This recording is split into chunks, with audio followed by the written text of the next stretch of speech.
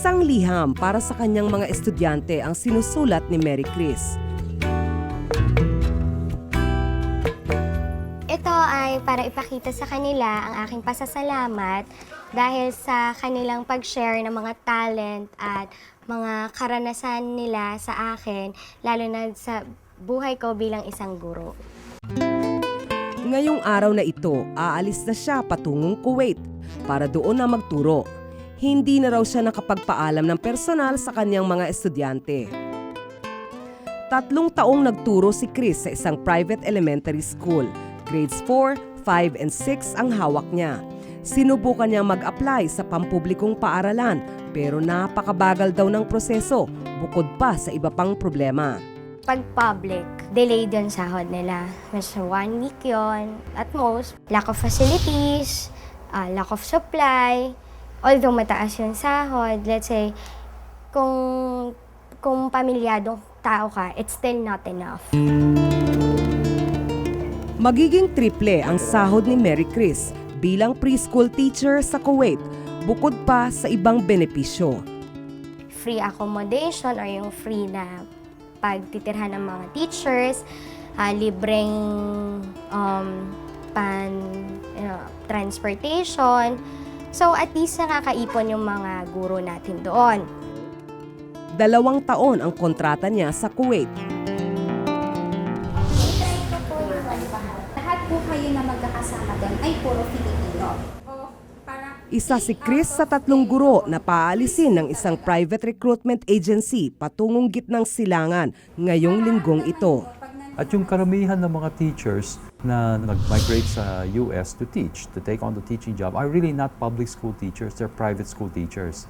Sapagkat mas fluent sila sa English. Sa nakalipas na 5 taon, mahigit 7,000 guro na ang nangibang bansa. Hindi natin mape-prevent yung mga kababayan natin, hindi lang naman teachers to look for greener pastures, di ba? Kung may umaalis, mayroon namang bumabalik sa bansa. Isa na rito si Ria Manuel na nagtuturo ngayon sa isang elementary school sa Laog, Angat, Bulacan. 2001 nang lumipad siya papuntang United Arab Emirates. Lisensyadong guro si Ria, pero sales lady siya sa unang pagtapak sa Middle East. Ko naman po inail na maging aim yung pagiging teacher talaga. Kasi po isip ko po noon mahirap maging teacher sa ibang bansa eh. Makalipas ang 3 taon, naglakas loob siyang ipagpatuloy ang kanyang propesyon. Habang nagtatrabaho po ako doon, nag-apply po ako as teacher. Nagpasa po ng mga resume, tapos tinawagan po ako for interview. Tapos ayun po, that time po, hindi po ako agad napasok, pero tanggap na po ako sa trabaho. 2 taon siyang nagturo sa isang pribadong paaralan sa United Arab Emirates. Grade 3 ang hawak niyang klase. Although sinasabi nila talagang yung bata sa Pilipinas, di ba, napaka-notorious, matitigas ang ulo, mas iba doon. Hindi, yung kumbaga hindi naman ako yung sinasagot ng mga bata doon, pero yung iba nakikita ko, lalo na yung ibang lahi, na talagang kung sagutin yung mga teacher, iba. Ngayon ay balik pagtuturo siya sa Colonel Vicente Salvador Elementary School. So let us study and find out the parts of a sentence. So, first, 48 wants to read estudyante letter A. ang sama-sama niyang tinuturuan. Ang grades 5 at 6 na nasa iisang classroom. Kulang ng isang permanent teacher, kaya siya muna ang pumupuno. Kasi kailangan ko pa rin pong maituro lahat yung subjects. Kung 8 po sa isang araw, kailangan maituro ko yung 8 na yon. Kailangan ko din magmadali kasi mas lumiliit yung oras nila kasi kumbaga sa 60 minutes, maghahati silang 2. Okay, I tell mother. Pero kahit 2 grade ang tinuturuan niya, pang isang tao lang ang sweldo niya. In other words, yung isang teacher, ginagawa niya ang trabaho ng 2. No? At ganun kalaki ang natitipid ng gobyerno sa policy ng oversized classes at sa pagpapatuloy ng mga shortages.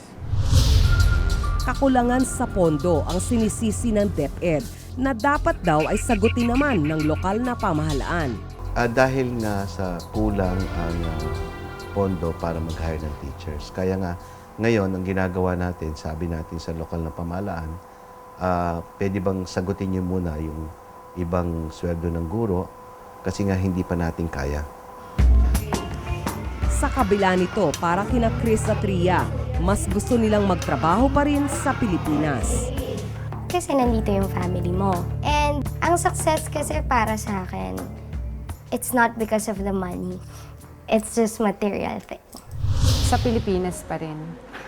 Kasi unang-una, nandito yung anak ko.